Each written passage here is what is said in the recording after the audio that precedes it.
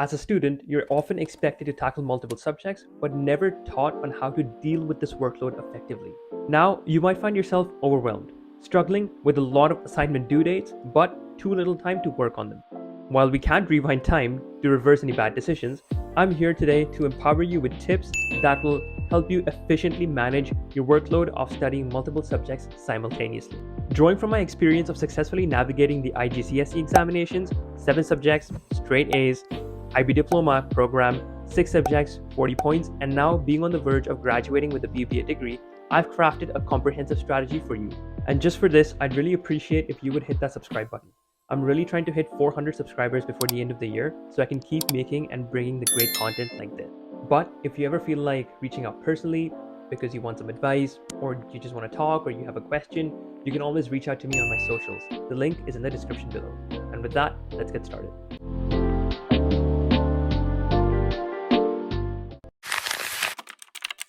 Have you ever found yourself deep in a study session only to realize that you're actually spending more time on online tutorials than you're actually studying? Well, you're not the only one. It happens to the best of us. Here's a tip to break free from that. When you're tackling multiple subjects, resist the urge of diving into the rabbit hole of online videos. Instead, if you have a question, jot it down. Save those questions for a dedicated Q&A session after you finish the topic. In this way, you teach yourself stuff that you didn't know about without wasting your time in online videos. This technique not only helps you remain on the right path and stay on track, but also prevents you from spending hours online trying to understand a concept only to find it later explained in the textbook perfectly. This is especially a game changer when you're trying to save time to study and learn other lectures and subjects as well. And here's a pro tip for your lectures. Watch the whole lecture before you start diving into your questions. In this way, you'll get the whole picture and your questions become more insightful and targeted. The old wisdom of dedicating one whole day to one whole subject might not be the best thing to do anymore. And here's why. Imagine you've got a lineup of 8 subjects that you need to study. If you follow the one subject per day rule, studying accounting on Monday means you won't revisit it until the next Monday. Now let's be real. Remembering details after that long of a time period is like trying to piece together a plot of a movie that you watched long ago. Everything becomes a little blurry. So here's my twist. I prefer to divide my subjects into 2 or 3 batches rather than giving a full day to each. If you're dealing with 8 subjects, then split them into 2 batches.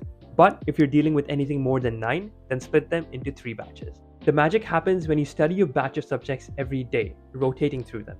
But here's the golden rule. Never, and I mean never, go beyond 3 batches of subjects.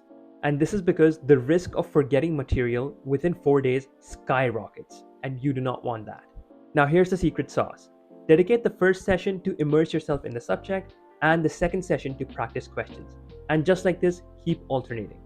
This keeps your brain engaged, prevents monotony, and makes sure that you're not just being a passive reader, which can get pretty boring.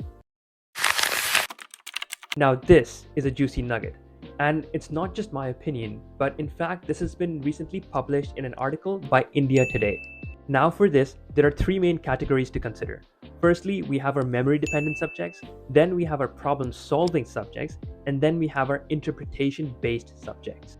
Avoid the monotony of studying similar subjects together.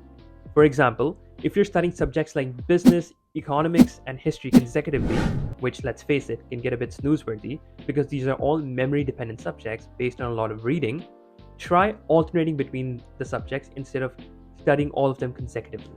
And why is that? Because first off, it keeps things interesting. Secondly, you won't unintentionally end up sidelining a subject because let's face it, multitasking isn't everybody's cup of tea. And thirdly, it helps maintain that spark of motivation in you, which, trust me, you'll need it.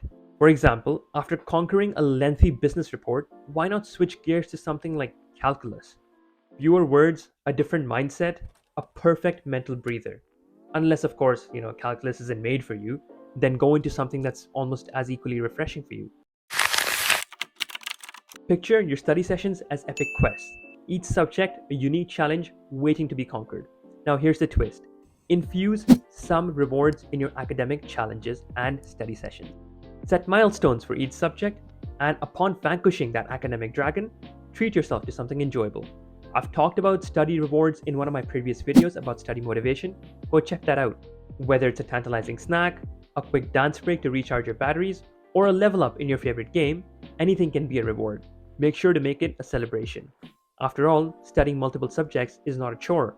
Consider it an adventure. So, as you navigate through the sea of subjects, celebrate your victory, both big and small.